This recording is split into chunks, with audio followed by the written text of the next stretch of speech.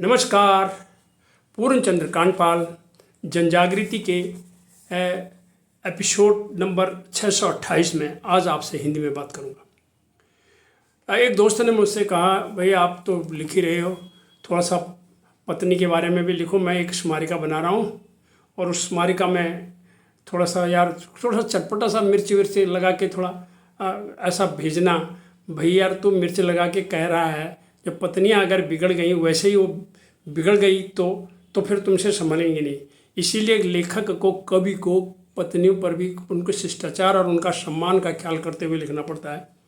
तो मैंने उसको बोला, भीगा बिल्ला बन और पत्नी पर मत तन। भीगी बिल्ली कहते हैं, पर मैंने उससे कह दिया कि तू भीगा बिल्ला बन, पत्नी पर मत तन। और वो अब क्या इसको छापेगा नहीं। तो मैं आपको एक बात कहना चाहता हूँ कि कालिदास तुलसीदास को पत्नी ने सुधारा। कालिदास और तुलसीदास को पत्नी ने सुधारा और युधिष्ठिर ने पत्नी को जुए में हारा। देखिए कैसा गलत काम कर गए वो महाराज। वैसे धर्मराज भी कहते हैं, लेकिन क्या पत्नी को जुए में लगाना चाहिए था उनको। कालिदास तुलसीदास को पत्नी ने सुधारा, वो आप जानते हैं। युधिष्ठिर ने पत्नी को जुए में हारा। पत्नी की जिद ने दशरथ को मारा। कितनी प्यार करता था कैकेयी से, कभी सोचा भी नहीं था ये इस तरह से अकड़ जाएगी।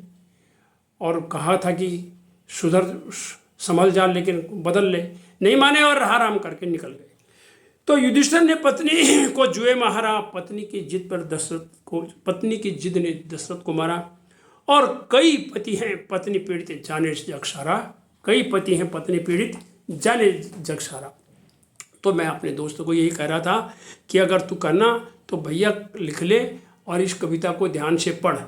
तो कृपया ध्यान से पढ़ें, गंभीरता से पढ़ें, पत्नी से भूल के भी न लड़ें। कृपया ध्यान से पढ़ें और बड़ी गंभीरता से पढ़ें और पत्नी से भूल कर भी न लड़ें। लड़ोगे तो मुंह की खाओगे, लड़ोगे तो मुंह की खाओगे और पति और किसी को बता भी नहीं पाओगे। लड़ोगे तो मुंह की खाओगे और किसी को बता भी नहीं पाओगे। पति की जेब से पैसे चोरी करना, पति की जेब से पैसे चोरी करना, पति की जासूसी करना, पति से नखरे उठवाना, पति की जासूसी करना, पति से नखरे उठवाना, पति से झूठ बोलना और पति के खर्च किए गए पैसे का पति को हिसाब न देना, पति के आगे धरने पर बैठना, पति को बात बात पर डपट लगाना और खुद की गलती के लिए पति को जिम्मेदार ठहराना, बच्चों के सामने पति की भद पिटवाना, यह सब प्रत्येक पत्नी का जन्मसिद्ध अधिकार है। इस कविता को दोबारा पढ़ लेना कि यह हरेक पत्नी का जन्मसिद्ध अधिकार है। इसे ब्रह्मा जी, सृष्टि के रचिता ब्रह्मा जी भी नहीं रोक सकते। इसलिए हे अक्ल भूल पति, तू व्यर्थ का विलाप मत कर और भीगा बिल्ला बन नतमस्तक होकर, और भीगा बिल्ला बन नतमस्तक होकर सदा पत्नी का हुक्म बजाया कर।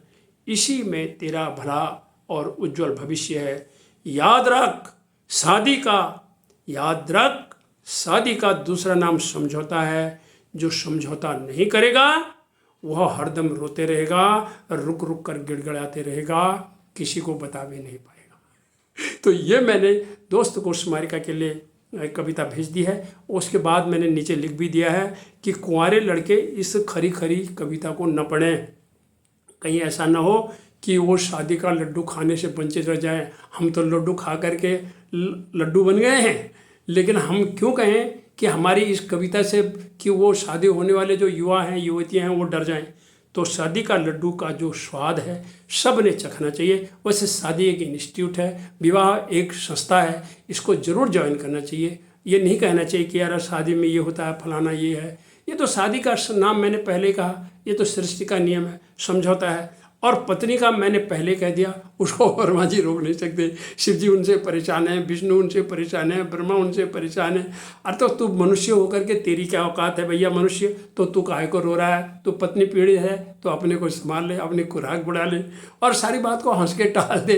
कुछ न कुछ ऐसा सोच ले कि भाई ठीक है यार, कुछ भी है, पत्नी है। अरे तुम्हारे बच्चों की माँ भी तो है वो, अपने बच्चों की तरफ देख।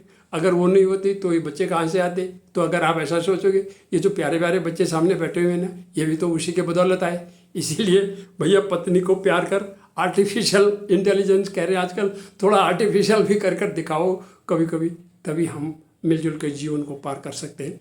इन्हीं शब्दों के साथ मुझे उम्मीद है मेरा दोस्त स्मारिका में इस कविता को जरूर छापेगा। नमस्कार।